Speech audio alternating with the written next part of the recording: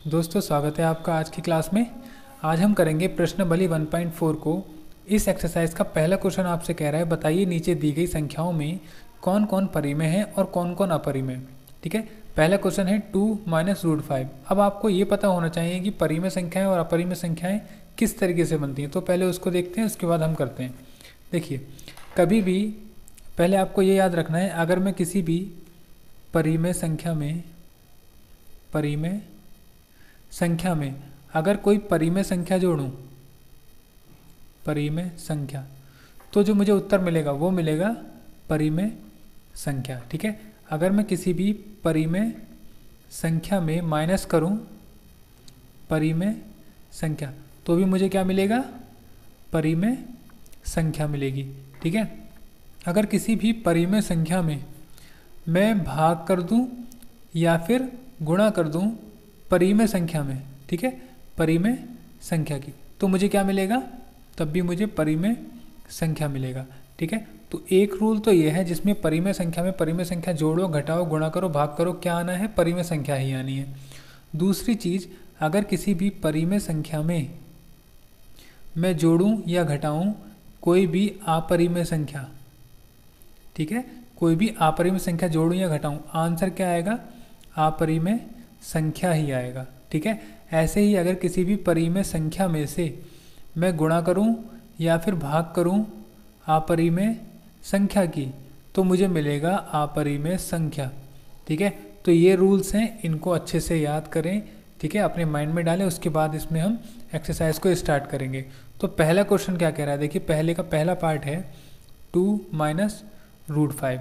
ठीक है, आपको बताना है ये परिमेय है या अपरिमेय। ठीक है, देखिए अगर यहाँ पर रूट 5 की बात करूँ तो रूट 5 क्या था, रूट 5 जो होता है ये होता है एक अपरिमेय संख्या।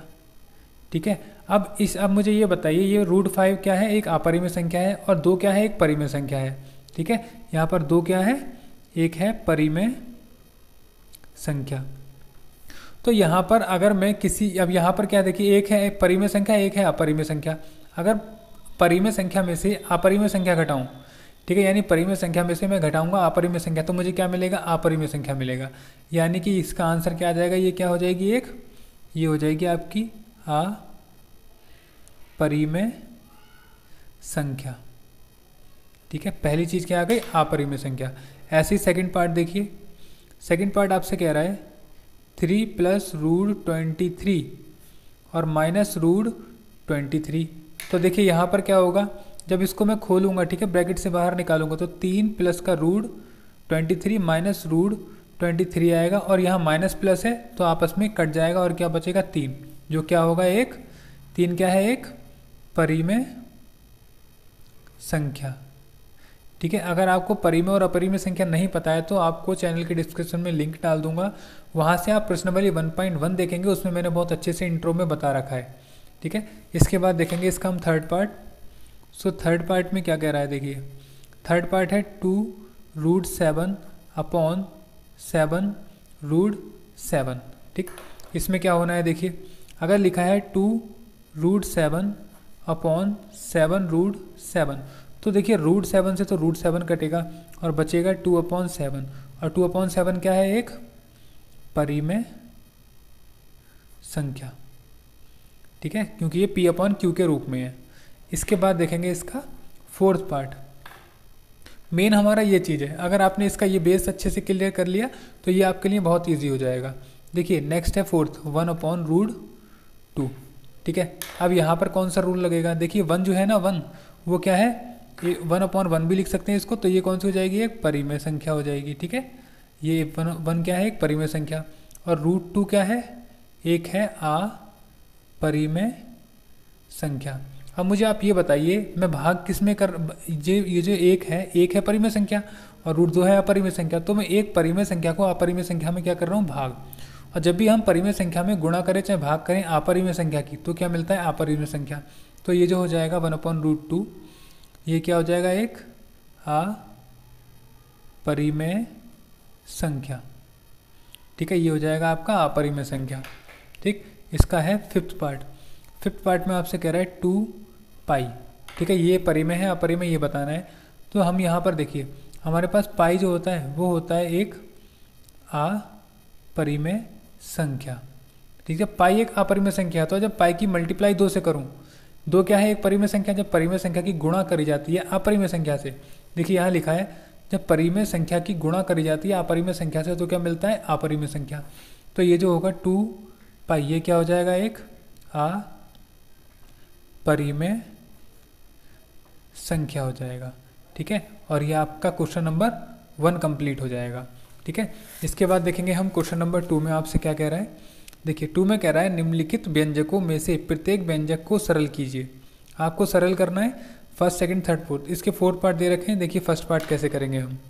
ये है हमारे पास सेकंड का फर्स्ट पार्ट 3 + √3 और एक है 2 + √2। अब देखिए इसको हमें सॉल्व करना है। तो सॉल्व करने के लिए हम क्या करेंगे, देखिए इसको थोड़ा सा इजी वे में हम कैसे सॉल्व कर सकते हैं। देखिए 3 की मल्टीप्लाई 2 से करेंगे पहले। ठीक है, ये आपको बिल्कुल बेसिक से बता देता हूँ, 0 लेवल से। देखिए पहले इसको मैं आपको बताऊंगा पूरी फुल डिटेल में, उसके बाद हम थोड़ा सा शॉर्टली करेंगे। देखिए 3 आ रहा है, ये पहले हम 3 को यहीं पर रखेंगे और इस पूरे ब्रैकेट को यहाँ नोट कर लेंगे 2 + √2। ठीक है, अब क्या करेंगे, आ रहा है +√3 तो हम +√3 लिखेंगे और इस वाले ब्रैकेट को दोबारा लिखेंगे 2 + √2। ठीक है, यानी कि इस 3 की पूरे इस ब्रैकेट से मल्टीप्लाई कर दी मैंने और प्लस लगा के √3 की फिर से इससे मल्टीप्लाई कर दी। ये होता है मल्टीप्लाई करने का तरीका। अब 3 की 2 से करेंगे तो 3 दूनी हो जाएगा 6 + 3 की जब √2 से करूँगा तो 3 √2 हो जाएगा प्लस √3 की 2 से करूँगा तो 2 √3 हो जाएगा और प्लस का प्लस आएगा। अब √3 की मल्टीप्लाई √2 से करूँगा तो क्या होगा, देखिए रूट और 3 और 2 आ रहा है, 3 दूनी कितना हो जाता है 6। ठीक है, ये होता है किसी भी रूट में मल्टीप्लाई करने का तरीका कि जब 2 रूट हों एक साथ और उनके अंदर संख्याएं अलग अलग हों तो हम संख्याओं की मल्टीप्लाई कर देते हैं और रूट को एक बार लगाते हैं। ठीक है, ये होता है इसका तरीका। अब यहाँ से क्या होगा, देखिए 6 का तो 6 आएगा, प्लस का प्लस 3 और 2 कितना हो जाएगा, नहीं यहाँ पर आपके पास कुछ भी कॉमन नहीं आ रहा है तो 3 √2 प्लस का 2 √3 और प्लस का √6, ये आपका आंसर हो जाएगा, ये इसका सॉल्यूशन हो जाएगा। ठीक है, इसके बाद देखिए सेकंड में आपसे क्या कह रहा है। सेकंड पार्ट है 3 + √3 और 3 - √3। ठीक है, इसमें कैसे करेंगे, देखिए सेम यही प्रोसेस करना है। पहले इस 3 की मल्टीप्लाई इस पूरे ब्रैकेट से कर लीजिए 3 और फिर 3 - √3 कर लीजिए। अब +√3 आ रहा है तो प्लस का √3 लगाइए। अब इस √3 की भी इस पूरे मल्टीप्लाई हो जाएगी ब्रैकेट से। ठीक है, अब इसकी मल्टीप्लाई इन दोनों टर्म से करेंगे। 3 की 3 से करेंगे, 3 3 हो जाता है 9, माइनस का माइनस 3 की √3 से करेंगे तो आएगा 3 √3। ऐसे ही प्लस जब इस 3 की मल्टीप्लाई √3 से करेंगे तो 3 √3 हो जाएगा और यहाँ प्लस माइनस माइनस हो जाएगा। √3 के √3 से करते हैं तो आता है 3। देखिए जब भी √3 यानी कि 2 √2 की गुणा होती है, ठीक है, और एक ही जैसी संख्या हो उसके अंदर तो हम उस संख्या को ही उतारते हैं, √ से √ कट जाता है। ठीक है, अब देखिए यहाँ क्या होगा, देखिए यहाँ 3 √3 और 3 √3, एक प्लस का एक माइनस का तो आपस में कट जाएंगे, बचेगा 9 - 3 और 9 में से 3 जाएगा तो 6, ये आपका आंसर बन जाएगा। ठीक है, इसके बाद आता है इसका थर्ड पार्ट। थर्ड पार्ट में आपसे कह रहा है √5 और प्लस √2 और इसका लगा है स्क्वायर। ठीक है, ऐसे ही आपका फोर्थ क्वेश्चन भी नोट कर देता हूँ मैं, √5 - √2 एंड ब्रैकेट √5 + √2। ठीक है, दोनों को देखिए हम कैसे सॉल्व करेंगे। यहाँ आपने एक फॉर्मूला पढ़ा होगा x + y का होल स्क्वायर। तो x + y का होल स्क्वायर होता है x का होल स्क्वायर प्लस y का होल स्क्वायर और प्लस 2xy। सेम फॉर्मूला यहाँ पे अप्लाई होना है। देखिए x की जगह पे है √5 और y की जगह है √2। ठीक है, तो यहाँ जो पूरा फॉर्मूला बना है इस फॉर्मूले में वैल्यू रखेंगे। देखिए x की वैल्यू कितनी है, √5, तो लगाएंगे √5 का होल स्क्वायर प्लस y की जगह पर कितना है √2, तो √2 का होल स्क्वायर और प्लस 2x की जगह पर है √5 और y की जगह है √2। ठीक है, अब इसको कर लेते हैं √5 का होल स्क्वायर। देखिए जब भी रूट के अंदर कोई भी चीज़ हो और होल स्क्वायर हो या √5 या फिर इसको 2 बार मल्टीप्लाई में लिखा जाए, आंसर क्या आएगा इसका 5 आएगा। ठीक है, क्योंकि स्क्वायर जब भी करते हैं किसी भी रूट का तो रूट हट जाता है, उसके अंदर की संख्या बाहर आ जाती है। प्लस ऐसे ही देखिए यहाँ भी क्या होगा, स्क्वायर कर रहे हैं तो रूट हट जाएगा और 2 बाहर आ जाएगा तो 2 हो जाएगा, और प्लस 2 का 2 आ जाएगा।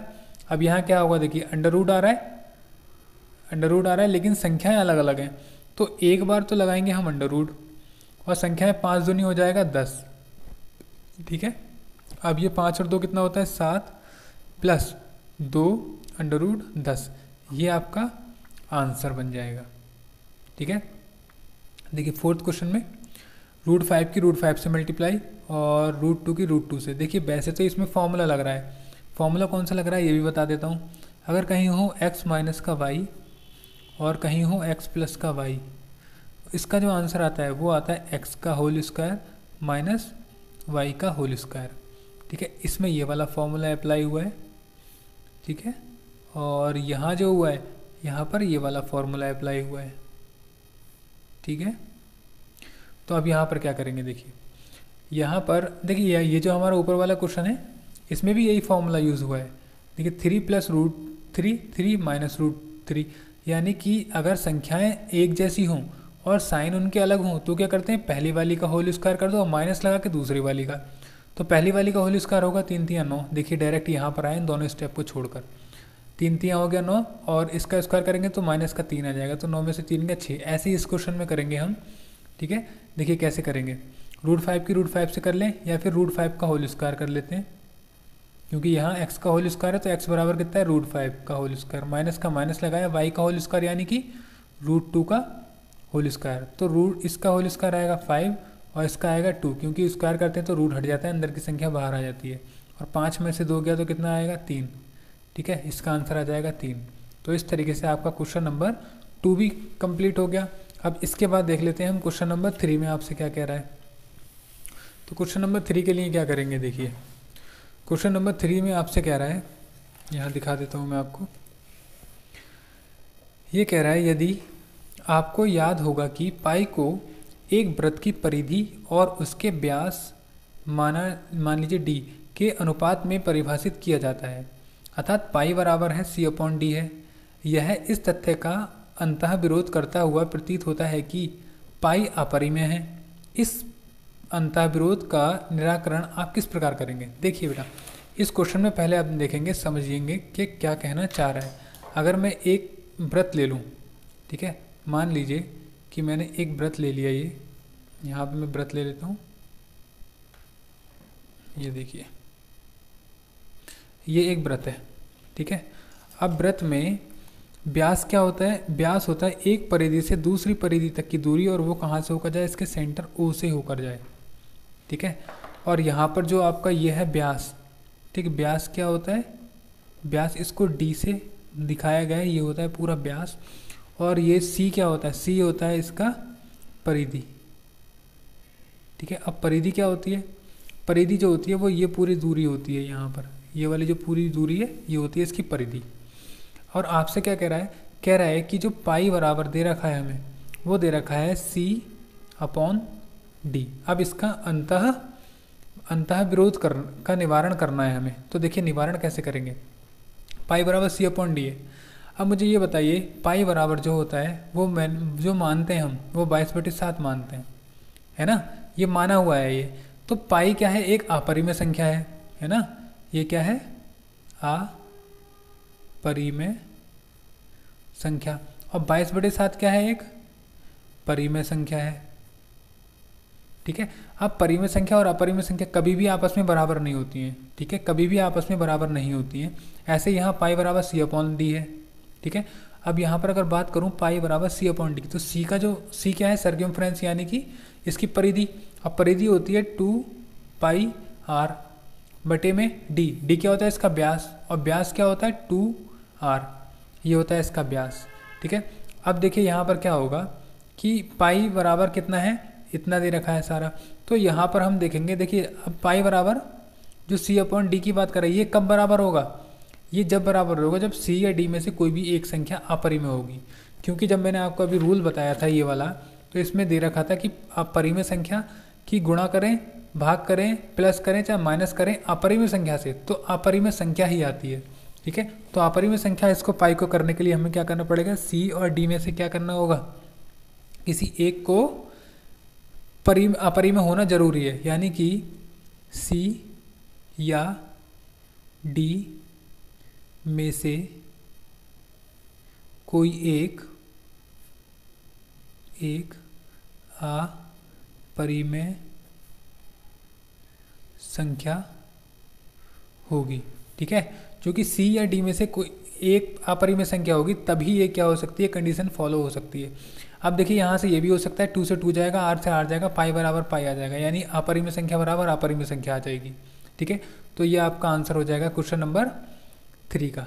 ठीक है, इसके बाद देखेंगे हम क्वेश्चन नंबर 4, और जो आपके एग्जाम के पर्पज से इम्पॉर्टेंट है। ठीक है, तो क्वेश्चन नंबर 4 में हम देख लेते हैं क्या कह रहा है। देखिए क्वेश्चन नंबर 4 में कह रहा है संख्या रेखा पर √9.3 को निरूपित कीजिए। अब यहाँ बात किसकी हो रही है, संख्या रेखा पर दिखाना है 9.3 को। ठीक है, तो 9.3 को संख्या रेखा पर दिखाना बहुत आसान है, हम बहुत ही इजी स्टेप्स में इसको कंप्लीट कर सकते हैं। देखिए कैसे करेंगे। अगर मैं यहाँ पर, देखिए यहाँ पर मैं एक लेंथ ले लेता हूँ, कितनी 9.3 कह रहा है, तो यहाँ मैं स्केल से जाऊँगा और 9.3 तक लेकर जाऊँगा। देखिए ये रहा 9 के आगे 3, कितना 1 2 3, यहाँ तक जा रहे हैं। ठीक है, 9.3 तक की मैंने यहाँ पर लाइन ले ली। ठीक है, अब मैं क्या करूँगा, इस लाइन को जो मैंने 9.3 लिए, इसको मैं 1 सेंटीमीटर और बढ़ा लेता हूँ। 9.3 से मैं यहाँ पर 1 और सेंटीमीटर बढ़ा लूँगा। देखिए एक तो यहाँ तक आ गया पॉइंट। ठीक, इसको 1 सेंटीमीटर और बढ़ा लेना है। ठीक, यानी कि इसको मैं अगर 10.3 तक ले लूँ, यहाँ पर मैंने ले लिया, और इसको नाम दे देता हूँ ए, और बी ए हो जाएगा, इस वाले को दे देता हूँ मैं सी नाम। ठीक है, अब क्या होना है देखिए, तो आप समझते चलिए और अपने आप हो जाएगा। मैंने पहले क्या किया, 9.3 सेंटीमीटर की लाइन ले ली, क्योंकि 9.3 बोला था। मैंने यहाँ से 1 सेंटीमीटर और बढ़ा लिया अपनी तरफ से। अब बढ़ाने के बाद मैं इसका कर दूंगा लंब अर्धक। ठीक है, इसका लंब अर्धक करने के लिए क्या करते हैं, आधे से ज़्यादा दूरी लेते हैं, एक चाप इधर लगाएंगे, एक चाप इस साइड में लगाएंगे। ठीक है, सेम काम क्या करना है, यहाँ पर रखकर एक चाप ऊपर और एक चाप यहाँ पर नीचे लगाएंगे, और जहाँ पर इन दोनों ने एक दूसरे को काटा है उन दोनों बिंदुओं को आपस में मिला लेंगे। ठीक है, मिलाने से क्या होगा कि इन दोनों का मिड पॉइंट हमें पता लग जाएगा। इस तरीके से अगर मिला दिया तो इसका मिड पॉइंट क्या है, ये है, हमें यहाँ से मिड पॉइंट इसका पता लग गया। अब क्या करना है, इसके मिड पॉइंट से, यानी कि जो हमने लंबवर्धक किया है, इस पॉइंट से और सी तक दूरी लेकर मुझे एक क्या करना है, यहाँ से एक अर्धवृत्त की रचना कर देनी है। ये हो गया एक अर्धवृत्त। ठीक है, अब अर्धवृत्त की रचना करने के बाद मैंने ये पूरी दूरी जो ली थी, ये 9.3 ली थी, इसी में क्या करूँगा, यहाँ से एक लंब डालूंगा इसके ऊपर। ठीक है, तो लंब डालने के लिए हम यूज़ करेंगे प्रोटेक्टर का, डी का। तो यहाँ से 90 डिग्री का हमें डालना होता है, इसलिए इसकी ज़रूरत पड़ती है। तो यहाँ से यहाँ 90 डिग्री इस पॉइंट पे आ रहा है, और मैं इन दोनों को आपस में मिला देता हूँ। ठीक है, लेकिन यहाँ मिलाना किस को है, इन दोनों पॉइंट को यहाँ पर मिलाना है कि इस जो अर्धवृत्त है इसको काट सके। अब देखिए यहाँ पर पॉइंट कौन सा हो गया, इसको अगर ओ मान लूँ, और यहाँ से मैं मान लूँ इसको ए बी सी और डी मान लेता हूँ, डी। अब क्या करूँगा, अब मैंने यहाँ से इस ए पॉइंट से दूरी लेनी है, कहाँ तक की, जहाँ भी इसको कट करा है, यहाँ पे कट करा है, तो यहाँ तक की मैंने दूरी ले ली। और इतनी दूरी लेने के बाद, ठीक है, इतनी दूरी लेने के बाद मैंने क्या करना है, यहाँ पर एक, या तो इस साइड में लगा लीजिए या इस साइड में लगा लीजिए। ठीक है, और इस साइड में लगाने के बाद मैं क्या करूँगा, इस लाइन को थोड़ा सा बढ़ा दूँगा, इस तरीके से इसको बढ़ा दिया मैंने। अब यहाँ से लेके जो दूरी होगी, देखिए यहाँ से A B C D E मान लेते हैं। ठीक है, तो यहाँ से जो आपका आ रहा है ये √9.3, ये आपका आंसर आ जाएगा, यहाँ से यहाँ तक की दूरी, यानी कि ए से लेकर ई तक की जो दूरी है वो है √9.3। आपको संख्या रेखा पर केवल 9.3 दिखाना था, तो 9.3 का आ रहा है, यहाँ से लेकर और यहाँ तक की जो दूरी है, ये वाली दूरी, ये 9.3 है। या इधर से इस साइड ले लीजिए या फिर इस साइड में ले लेंगे दूरी। ठीक है, ये भी आप इस तरफ से भी ले सकते हैं, ये वाली दूरी या ये वाली दूरी ले लीजिए, बात एक ही पड़ेगी। ठीक है, तो संख्या रेखा पर हमने इसको दिखा दिया। इस क्वेश्चन में केवल यही करना था।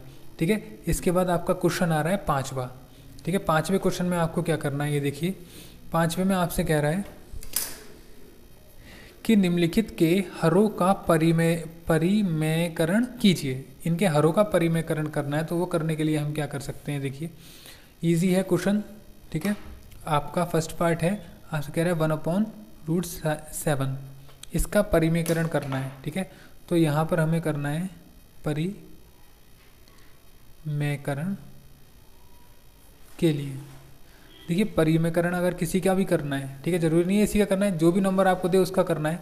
तो हम क्या करते हैं, जो √7 है, यही नीचे वाला जो हर होता है, इसकी ही गुणा और भाग ऊपर ऊपर कर देते हैं, यानी कि √7 बटे में √7 कर देंगे। यानी कि जो भी नीचे दे रखा होगा उसी में क्या करेंगे, गुणा और भाग करेंगे। अब एक की गुणा √7 से करूँगा तो कितना आएगा, √7 आएगा, और बटे में √7 की √7 से करूँगा, देखिए 2 रूट आ रहे हैं एक साथ, तो रूट हट जाएगा और बचेगा केवल 7, ठीक है। ये हो जाएगा इसका परिमेयकरण, ठीक है। ऐसे ही दूसरा सेकंड कर लेते हैं हम नेक्स्ट पेज पर। देखिए दूसरे में क्या करना है हमें, यहाँ पे करके लिख लेता हूँ मैं सेकंड पार्ट, 1/√7 - √6। अब देखिए इसको कैसे सॉल्व करेंगे आप, √7 - √6 दे रखा है, इसका भी हमें क्या करना है, परिमेयकरण करना है। तो यहाँ पर परिमेयकरण के लिए यहाँ पर लिखते चलेंगे, हमारे पास जो दे रखा है 1/√7 - √6। अब हमें क्या करना है, देखिए परिमेयकरण जब भी करा जाता है तो करते समय जितना भी हमारे नीचे आता है, √7 - √6 आया है यहाँ पर, तो इसी चीज़ की हम मल्टीप्लाई और डिवाइड दोनों तरफ करेंगे, ठीक है, गुणा भाग दोनों करेंगे। और कहाँ करेंगे, दोनों पक्षों में, ऊपर भी और नीचे भी। देखिए नीचे आ रहा है √7 माइनस का √6, और ऊपर भी आ जाएगा √7 - √6। लेकिन अब आपको ध्यान क्या रखना है, ध्यान नहीं रखना है, यहाँ चिन्ह किसका है, माइनस का। तो जो हम परिमेयकरण करने में लगा रहे हैं वो लेना है इसका अपोजिट साइन, यानी कि उल्टा प्लस का। अब ऐसा करने से क्या होगा, देखिए एक की गुणा इससे करूँगा तो ये सेम यही आ जाएगा, ठीक है, √7 प्लस का √6 ही आ जाएगा अपॉन में। अब देखिए यहाँ पर कौन सा रूल लगेगा, देखिए दोनों संख्याएं एक जैसी हैं लेकिन साइन इनका बदला हुआ है, तो कौन सा वाला लगता है, जो मैंने अभी बताया था आपको क्वेश्चन नंबर सेकंड और फोर्थ पार्ट में, वही सेम करना है हमें। तो यहाँ √7 की √7 से करूँगा तो क्या आएगा 7, और प्लस माइनस हो जाता है माइनस, 6 की 6 से करूँगा रूट तो 6 आ जाएगा।